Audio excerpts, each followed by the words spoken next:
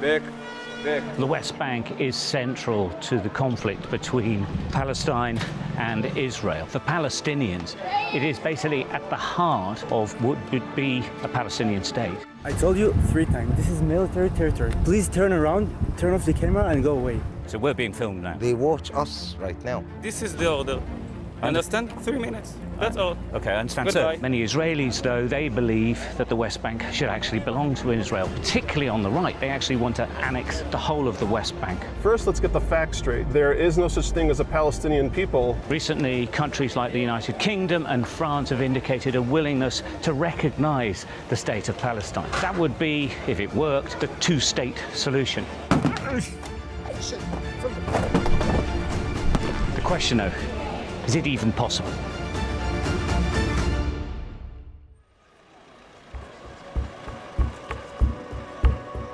We're in Hebron, a major Palestinian city in the West Bank, where Israeli soldiers have arrived to shut down part of the town.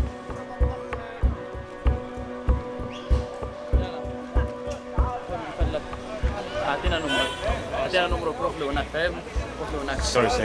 English. Yeah. Can you move to here? Because we wanna go back way. So can you move right there? We're okay over here. Yeah. Stay right there. Stay right there, like everybody. Okay, thank you. Okay, they're closing the town down because they want to go up this street along here, which goes up to a tomb. Go. Yeah, okay, sorry, sir. Thank you. Back.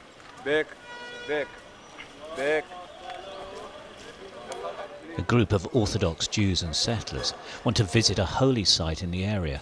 It's meant to be off limits to Israelis, but the soldiers are here to make it happen.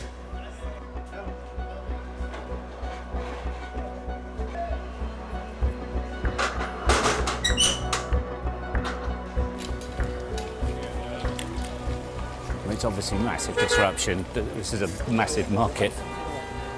Now the whole of this section of town is being closed down. The idea is to take control of this street for security reasons so that they can bring the settlers through.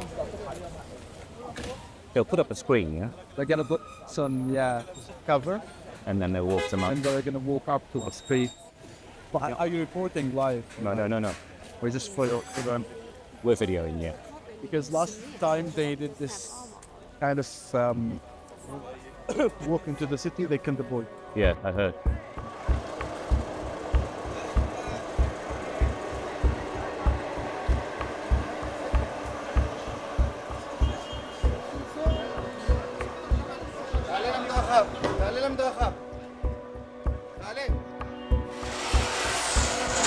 All the pressure. All right? Don't play with me. All right? For now, this part of Hebron is a military zone, and nobody at all is allowed past the Israeli lines.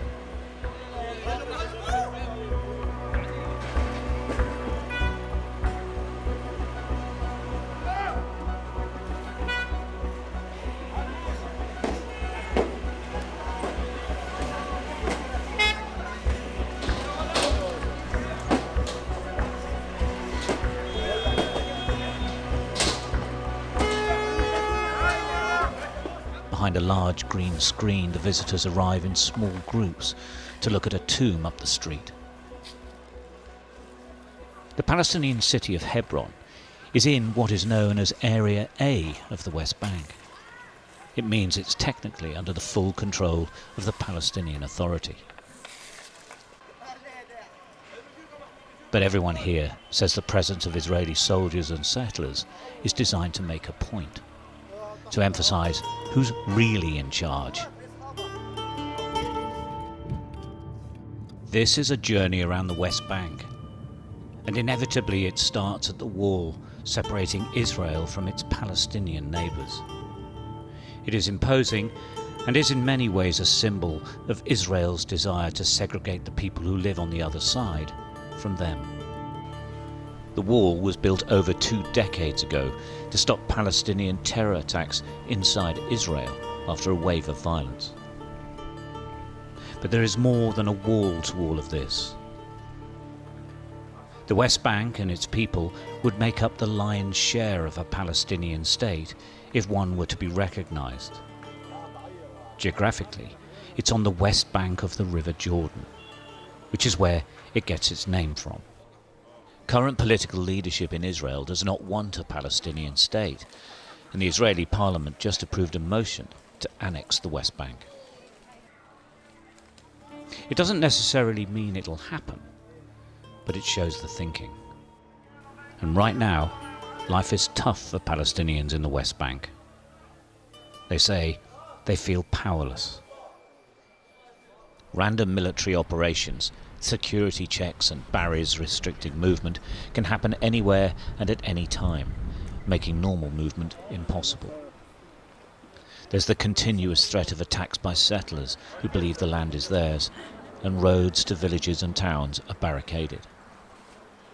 The building of iron gates that close off vehicle entry and exit to Palestinian communities has dramatically increased since the October the 7th Hamas attacks on Israel that led to the Gaza wall. These gates are monitored 24 hours a day and are impossible to break through. Beneath the village of Al-Mugaya, we watched as IDF soldiers oversaw a digger working on a roadway and a new barrier gate being moved into position from the back of a lorry. My name's Stuart Ramsay. I'm a reporter for Sky News in England. Okay, and what's the problem here? No problem, we were just going to go up to the village, but I can see obviously you're putting in a barrier. Not now. Okay, so no, Walk here. it's a military territory, so please turn around and go away. Okay. Could you just explain though, are you putting in a new gate? This is classified. Please turn around and go away. Okay. Thank you very much. All right, we'll just be up here. No, so please turn off the camera, turn around and go away. Thank you very much. Okay, but can Listen, I told you 3 times, this is military territory. Please turn around, turn off the camera and go away. All right. Can I go to the village though? No, you can't. Is there another way round? Maybe, I don't know. Okay. I'll leave you at that then. Thank you very much. Goodbye. Turn off the camera. Well, obviously there's another gate being built, as simple as that, and we expected them to be unfriendly or at least unpleasant about it. I suppose they've been reasonable, but that's what happens all over the West Bank. These villages, Palestinian villages you can see behind me, get cut off by gates, and that'll be closed, and access in and out is totally controlled. But as we've seen before, it gets described as a military area, and therefore you've got no options, because when they say it's a military area, that's it, you're out.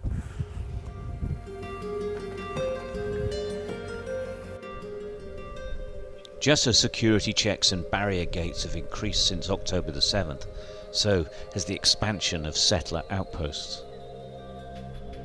It often starts with a land grab and a flag, then the building of temporary accommodation. And later, they develop into whole towns, heavily guarded and dominating the landscape. I wanted to meet Mohammed Robin, a Palestinian man I'd read about who'd had his land taken off him. So Mohammed went to work one morning, came back and told he couldn't go back to his house. Now going to follow him, see where he is. Settlers have taken everything apparently from inside the house as well,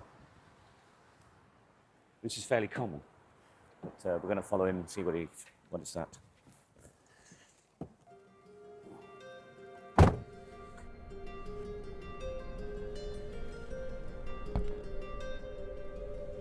He's taking us to the only place, he says, we can still see his land from without getting into trouble. It's off the main road, on gravel and dirt tracks leading to a windy hilltop.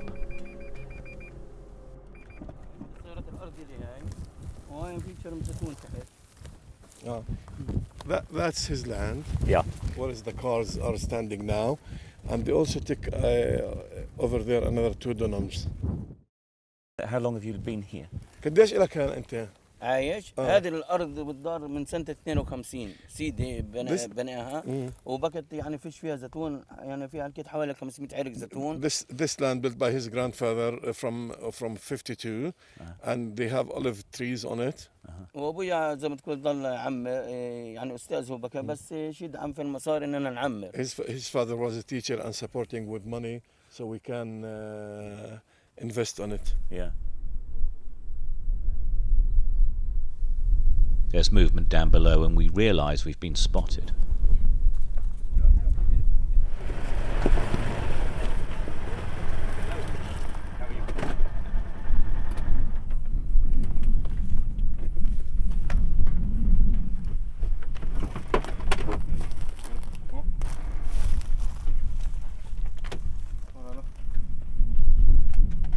How are you? Do you speak English? جاء على البيت. Scan your television rated.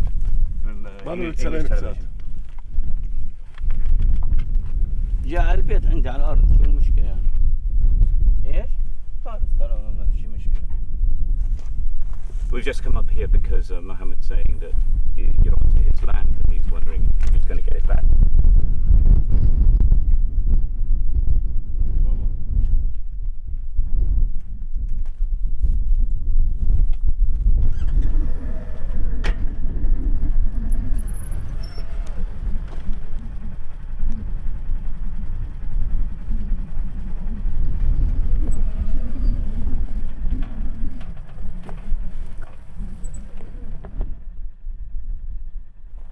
Well, we've introduced ourselves, but I think they're trying to go back down, probably because we're here.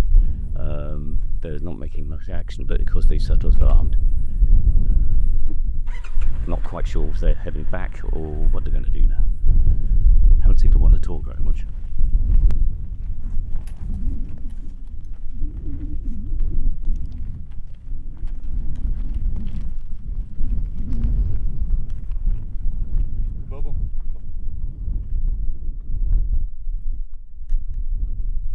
They barely speak, they just check out our cars. We don't know if they're soldiers or settlers or both. They don't identify themselves.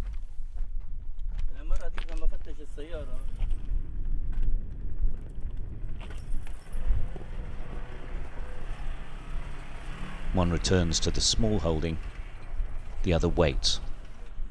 We decide to leave. Hi, Daniel. Hi, how are you? Very good. How are you? Good, nice to meet you. Nice to meet you. Stuart Ramsay. Daniel Winston, nice to meet you. Thanks for Where coming. are you going to take us, Daniel? I'm going to take you up to Har Kabir. Let's come out of the street though so you don't get hit.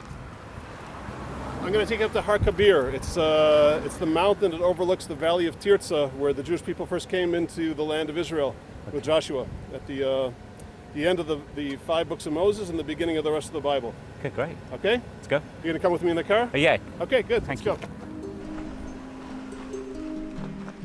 Daniel Winston is from Chicago, but he's lived here in Israel for over 25 years.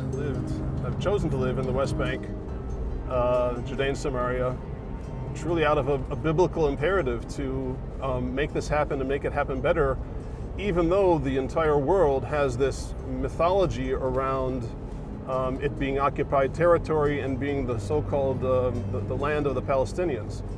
Daniel, his wife and 10 children live in Yitzhar settlement. It's considered one of the most hardcore settler communities. But we weren't allowed to meet him there, so he's taking us to a lookout point in another settlement. Is there an argument for saying, regardless of those legal definitions, that for many Palestinians living here in the West Bank, that they do feel that they live under a law of apartheid and that they are discriminated against? There's complete control over movement, there's a lack of freedom of movement, and people, settlers, take land that they have occupied themselves for generations. Yeah, let's talk about each of those things, and I'll try to keep order. First of all, I have no doubt that the Arabs that live here have lots of feelings about lots of things that are going on. I'm not going to, even though I'm a therapist, I'm not going to address those feelings because I'm much more interested in the facts.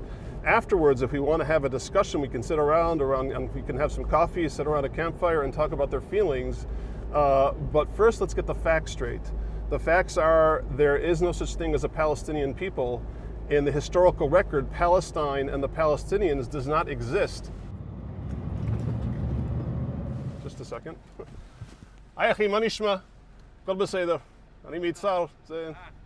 מנסה להעביר אותם קצת דברים מעניינים. תודה.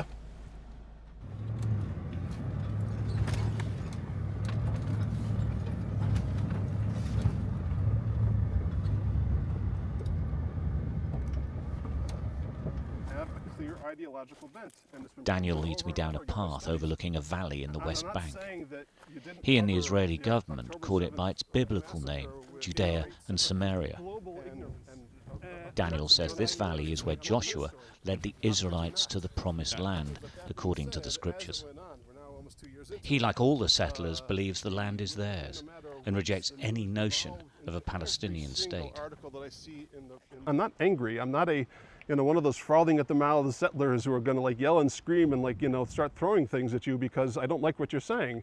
I don't like what you're saying because what you're saying is wrong. It is not consistent with the historical record. There was never a Palestinian state. Even if I were to say, okay, well, these poor people, they have to do something. They have to go somewhere. And I would say, well, not on my account, not on my watch, because not only is it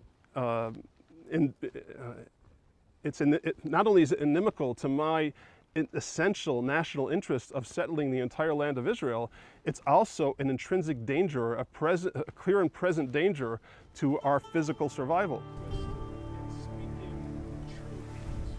Daniel struck me as well-mannered and well-read, but his views on the modern day, like many of the settlers, are thousands of years old.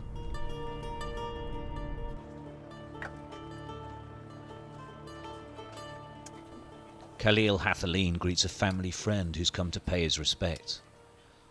His brother's been shot dead, allegedly by a settler. Allahu Akbar. We're in the village of al-Kir, where Palestinian villagers confronted an Israeli digger driver on Palestinian land adjacent to a settler town. 35-year-old Auda Athlin was killed.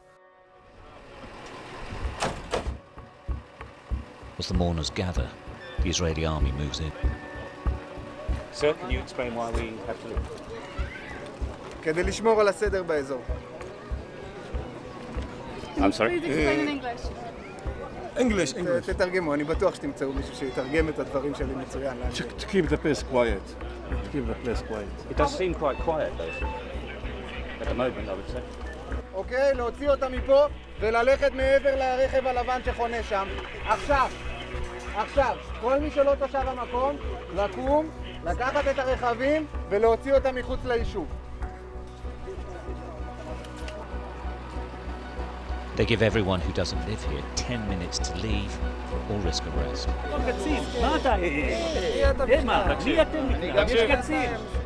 Many of these journalists are Israeli, and they argue that being moved on is basically illegal.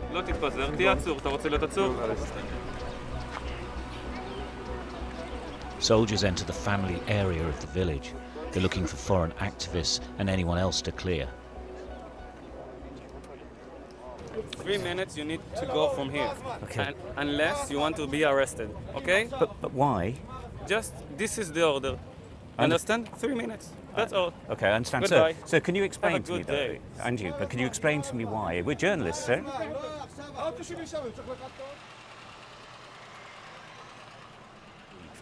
This type of thing happens all the time. It's the main point of contention from the Palestinians, is that the security forces in Israel represent only the settlers in the West Bank, not them at any point, and they feel really aggrieved about it.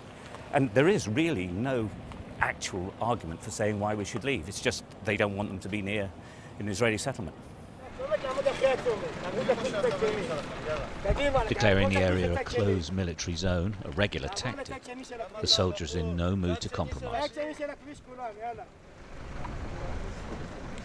Just one question. Amongst the activists, Israeli Yehuda Shaul. He's straight to the point. At the end of the day, this Israeli government doesn't want only to kill the possibility of a future Palestinian state besides Israel. It wants to cement Israeli sovereignty between the river and the sea. Rights for one group of people here. I think in Afrikaans it's called apartheid. Now the question is whether the international community will allow my government to implement its plan. Up to now, all what we've heard was statements, warnings, concerns. That's not enough. Unless we're going to see a serious move to tangible measures in order to end this kind of behavior, this will just escalate. I wasn't here. Can you tell me what's happening? You have new area that you can be there. You need go there. Okay, but the senior officer said we could stay here. כן, המפקד אמר שיכולים לחכות פה, ואז יעשה לנו בריפינג. They just make the closed military area bigger or wider, and you have to leave this area as well. Why is it bigger? Why is it a closed military area they're extending? I'm not a commander. I mean, they are in charge here, and they're pretty serious about this. I think while the journalists are arguing and are accepting that you probably can't stay, once they declare an area a military closed zone, there's actually nothing you can do about that. We've seen that lots of times. Since the Gaza war happened, the whole areas would be closed off. Should we go? Yeah.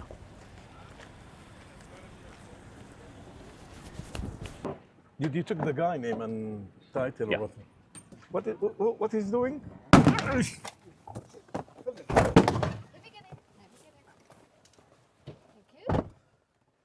The soldiers throw blast bombs and try to clear everyone out.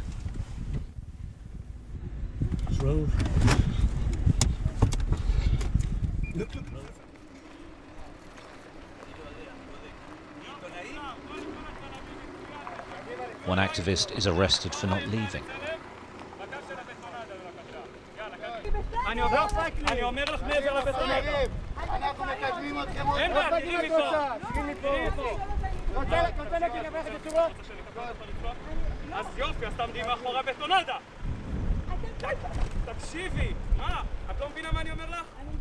Her friend attempts to reach her and she's arrested too.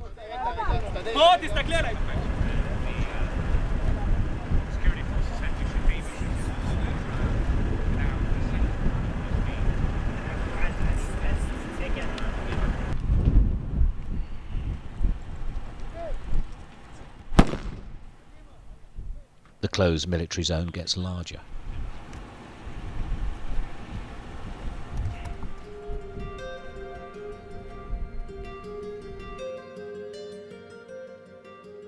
There's been so much conflict between Israelis and Palestinians that the maps of it have been bound into an atlas. Britain is one country threatening to recognise the state of Palestine and is calling for a two-state solution, where Israel and Palestine live side by side. Even if it's not true, even if the idea is good. I've come to meet Yossi Belin, who's one of the architects of the original plan. He's a rare voice of optimism. He's also a voice of warning to Israel. If you don't want to solve the Israeli-Palestinian problem, you will always have good enough reasons on both sides why never to do that. But if you want to solve the problem, you will solve it. Are we getting to a tipping point whereby you just can't have a two-state solution because there's too many there, too many who won't agree, and no sort of pan-nation support for it? Do we get to a point where it can't happen? We are in a situation whereby both sides need the two-state solution badly. The Palestinians, because this is the only way for them to fulfill their vision of self-determination. For the Israelis, it is the only way to have a border unless we do it unilaterally. And we already know that unilateral decisions about borders are not usually fulfilled. So we need an agreement about a border in order to assure that Israel is a Jewish and democratic state. Otherwise, we are doomed.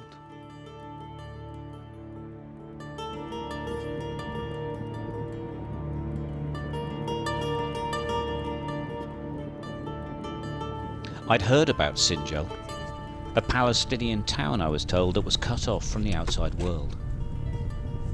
It isn't yet completely surrounded, but a 5-metre-high metal fence around its eastern edge indicates the direction it's going.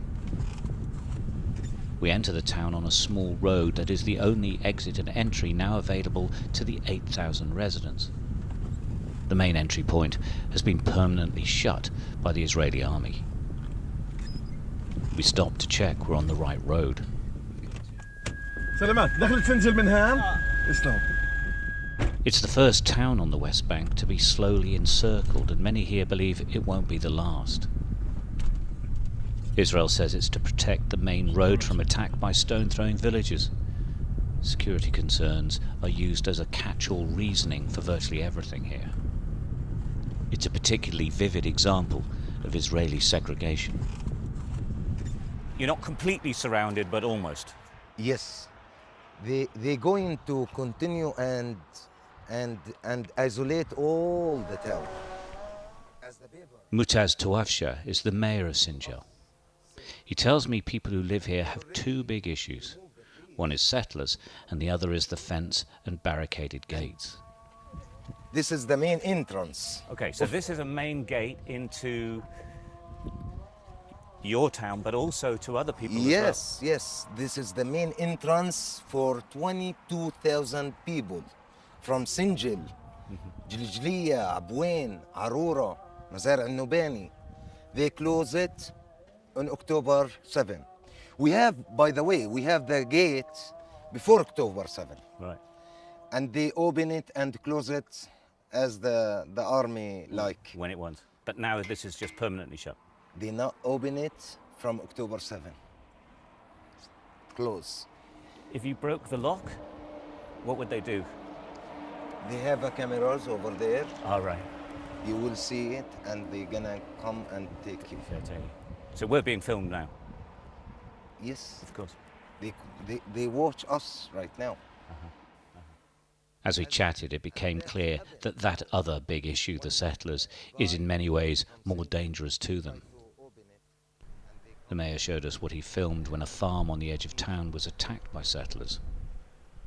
The farm building was ransacked and later set on fire by a large group. And later, sheep and goats are seen being herded away from the farm by settlers. He took me to where he filmed from. Everybody try to go over there, they're gonna be at the dangerous zone. And so literally, if we were to walk up that hill, we would be in danger straight away? Yes, sure. Are they watching now? If you just try to go close to the settler, you will see them. They're gonna come and start to attack you.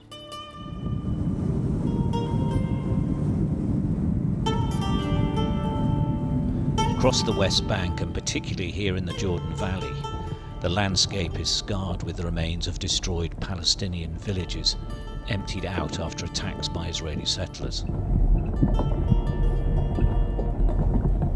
Through this dry, arid landscape, we arrive at one of the latest villages to be attacked and burnt out.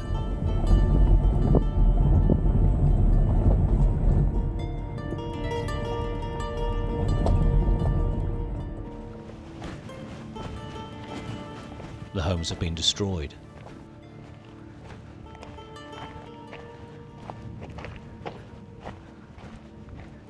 The community abandoning their houses to the elements.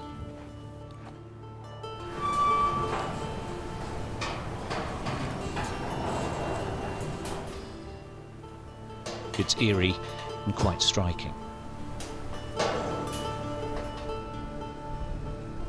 We found that uncertainty, argument, pain and suffering are recurring themes in the West Bank. A hospitable place made inhospitable by a conflict that's no nearer to resolution now, 6 decades after it started.